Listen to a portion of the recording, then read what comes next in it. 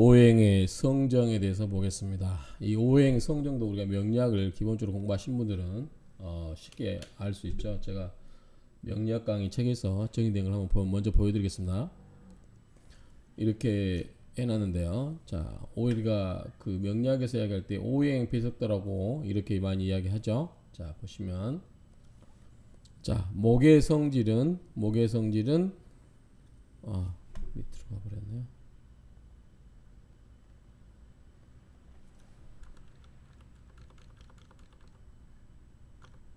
자, 이렇게 보시면 목의 성질은 인이다, 인자함이다, 착하고 어짐을 이야기한다. 우리가 여기서 오상이라고 합니다. 오상.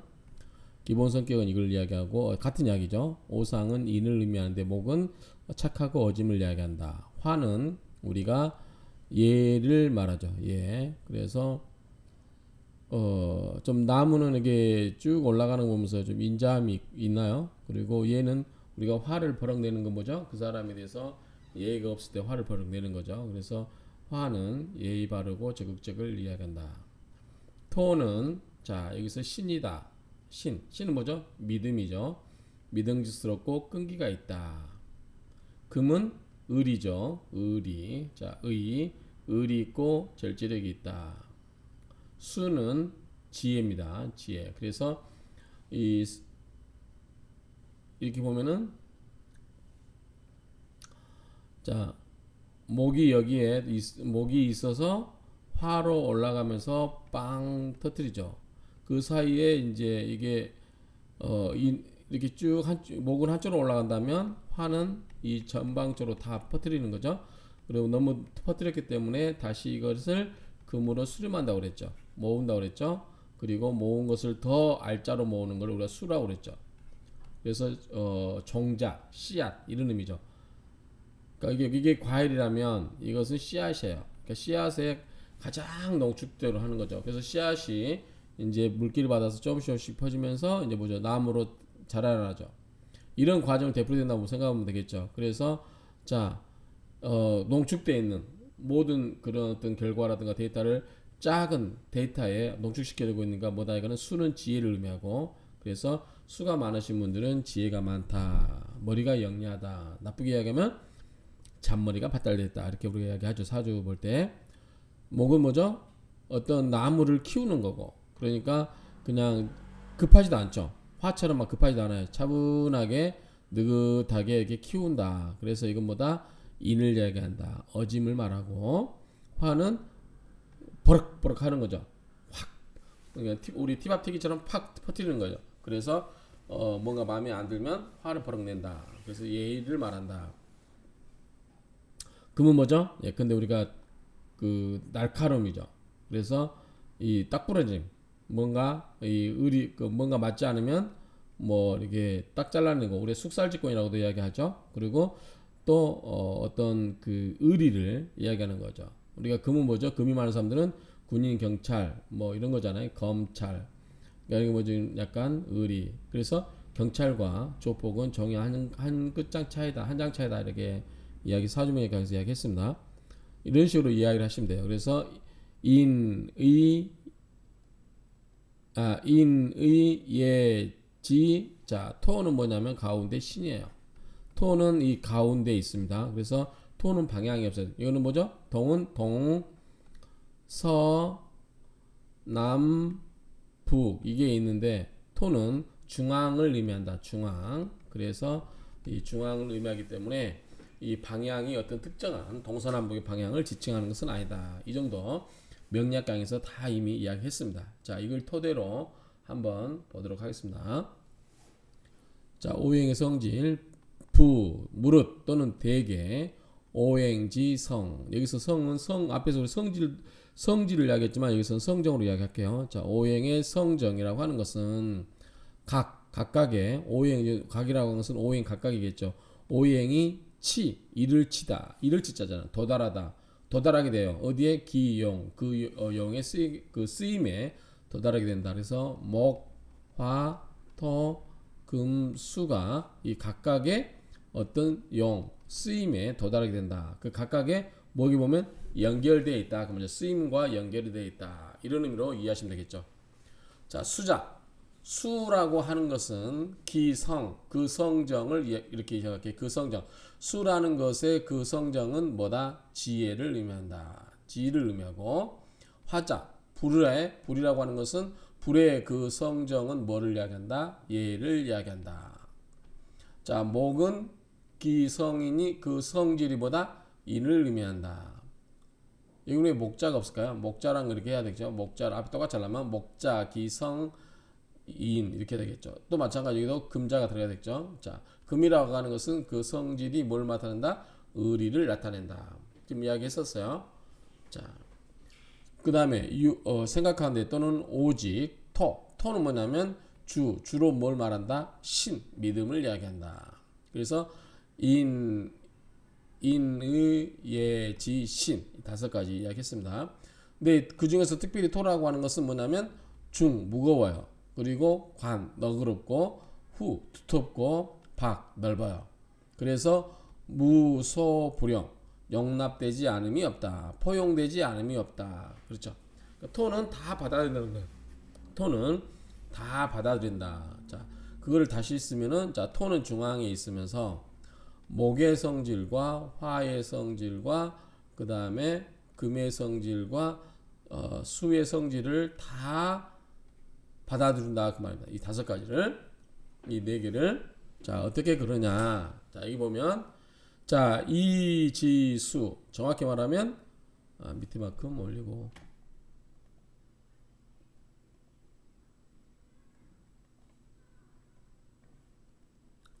여러분들 위해서 번역을 올려놓고 하겠습니다. 이렇게.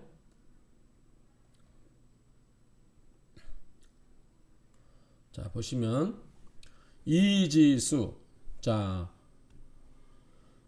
지라고 하는 것은 이제 원래 이는 뭐뭐로서, 지는 뭐뭐의 이렇게 하면 되겠죠. 뭐뭐로서 뭐뭐의 말이 좀 이상하죠. 수의 그것으로서 이렇게 이야기하게 되면 그렇죠. 그래서 근데 지는 무엇을 가리킨다면 토를 가리킨다 보면 될 것 같아요. 토를 여기서 제 생각인데, 그래서 토로서 수를 보면 그 말이죠. 토로서 수를 보면 즉 어떠냐면 수는 부탁해요. 지 그것에 부탁해서 이행가요. 자, 수가 토가 있어요. 자, 우리가 물이 이렇게 흘러가죠. 그러면은 뭐죠? 댐을 막아놓으면 그 댐에 따라서 물길이 흘러가죠. 그런 의미로 보면 될 것 같아요. 그래서 이 수라고 하는 것은 이 지를 토로 본다고 하면 토에 부탁하여서 또는 기대어서 이행 흘러간다 그 말이죠. 그러니까 물길은 토로에게 물길을 만들어낼 수 있죠. 그런 의미로 본다면 수는 토에 의지하여 또는 기대어서 흘러가고, 그 다음에 이지목. 자, 그 목으로서 예를 하면 즉 목은 부탁하는 거죠. 이 탁이 맡기고 의탁하다는 게 부탁하는 거고, 살아간다. 자, 무슨 말이냐면 목이 나무잖아요. 이렇게 나무가 이렇게 있어요. 그러면 토는 뭐죠? 밑에다가 뿌리를 내리고 있어야 될 거 아니에요. 토에다가. 그래서 이 나무는 토에 의지하여 부탁하여, 그래서 그렇게 살아가고 있다. 토에 부탁하여 살아가고 있다 그 말이죠. 금은 토를 얻지 아니하면 즉 무자출 스스로 나오지를 못한다. 우리가 광물 캐고 그런 뭐야? 다 땅속에 있죠? 땅속에서 그게 땅의 힘에 의해서 응축되거나 이렇게 눌러가지고 광물이 탄생한다고 보면, 우리가 이 뭐죠? 토에 의해서 금의 관계를 보면 우리가 오행에 토생금이죠. 자, 생이라고 하는 것은 낳는다는 의미도 있고 도와준다는 의미도 있겠죠. 그래서 여기서는 토에 의해서 금이 생산된다. 토가 기반되지 않으면 금이 만들어질 수 없다. 우리가 토가 땅속에 광물이 묻혀 있잖아요. 토가 없으면 광물이 만들지 않겠다는 거죠. 그러니까 토가 어떤 열에 의해서, 압력에 의해서 여러 가지 그런 작용들을 통해서 광물이 만들어진다라고 이야기한다면, 금은 토를 얻지 아니하면 그런 즉 무자출 스스로 나오는 바가 없다. 그래서 금은 토를 의지해서만이 나올 수 있다. 이런 의미로 보면 될 것 같고요. 화는 부득토. 자, 화가 여기 있어요. 화와 토 관계를 보면 뭐죠? 화의 기운을 설기시키죠. 화, 생, 토죠. 그러니까 화의 기운을 설기시키는 거죠. 설기시켜서 뭐예요? 그릇을 만들거나 도자기 만들 때 뭐예요? 토가 그 화의 힘을 있어야 되겠죠. 그런 의미로 본다고 하면 자 한번 볼까요? 화가 부득도 토가 없으면 토를 얻지 못하면 그런즉 자귀 돌아갈 데가 없다. 화가 결국은 어디로 돌아간다? 귀로 토로 돌아간다는 거죠. 화가 그 화의 기운이 결국은 토로 돌아가는 곳이 된다. 그런즉 필 반드시 손 덜어내다 실한 것은 토가 너무 많으면 좀 덜어내고 그래서 위통 통으로 삼고 치 이른다 허 비어있다 그러면 위명 그 이 허망한 것에 이르러서 비어있는 것에 이르러서 밝음으로 삼는다. 지금 그런 의미죠. 그래서 너무 실하면 너무 많으면 덜어내어서 통하게 하고 너무 비어있는 것은 채워서 명 밝게 한다 그 말인 것 같아요. 그러니까 비우게 함으로써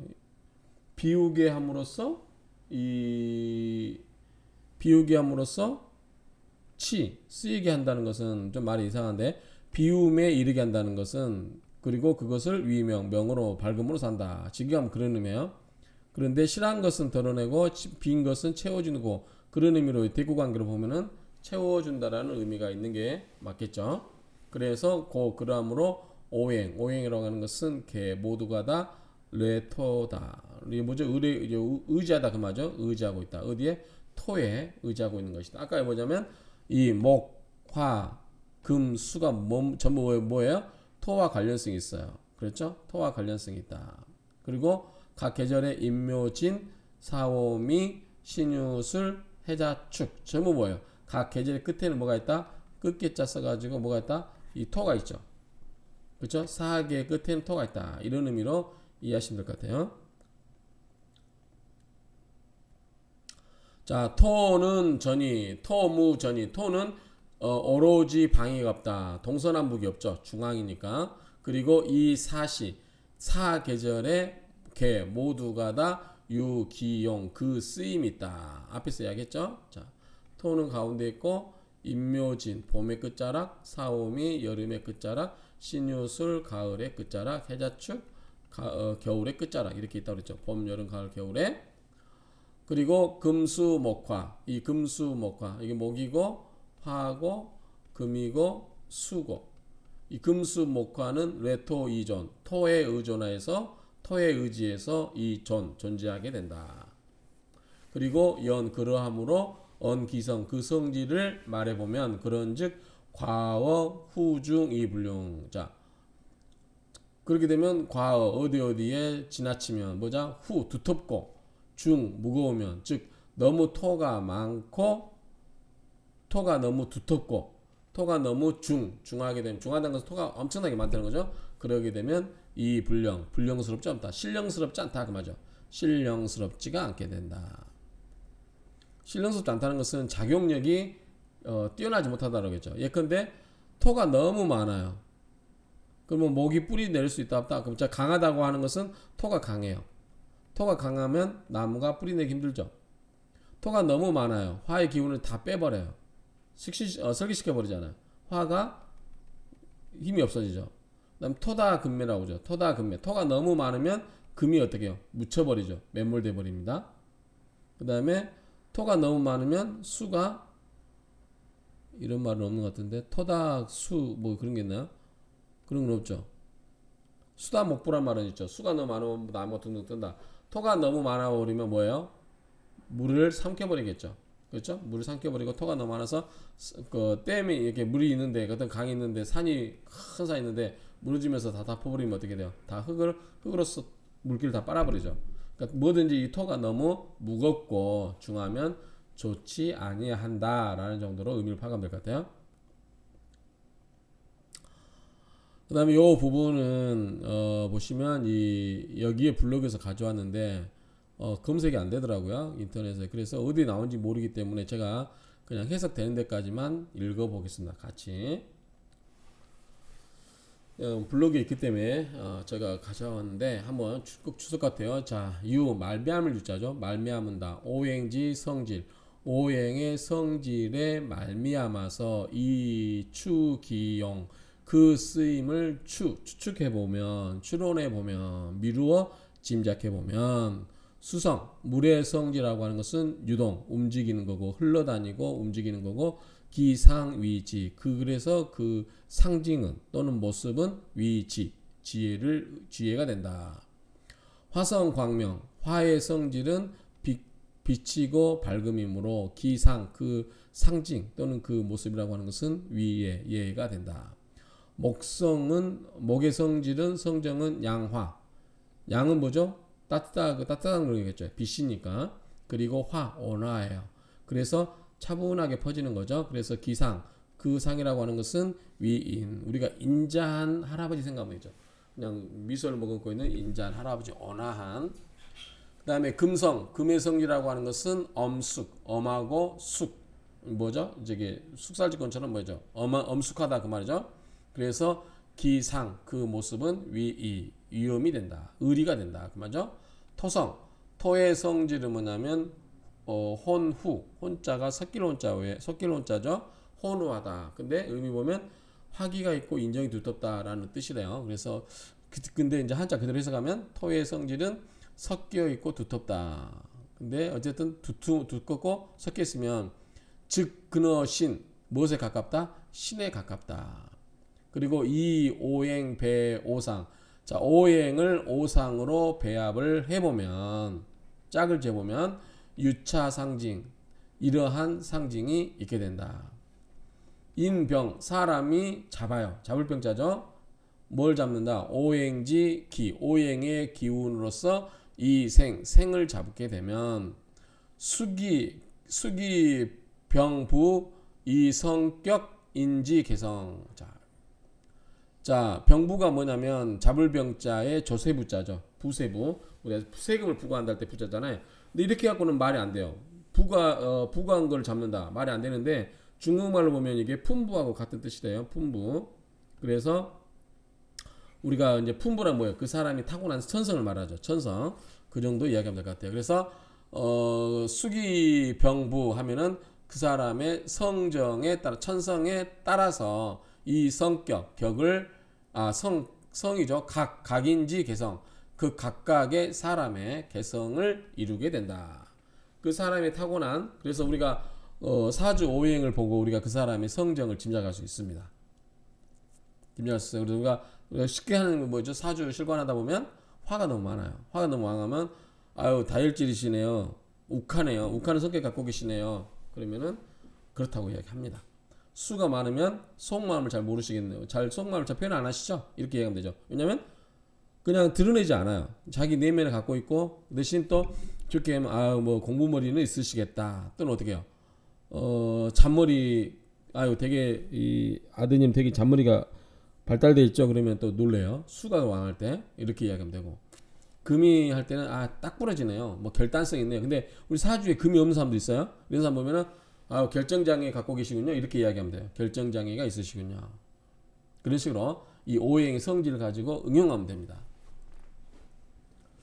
그래서 유사지점, 유사한 점이 있게 된다. 그래서 가령 금수상관 어떻게 되겠어요? 금수상관은 자 경금이 자수월에 태어났어요.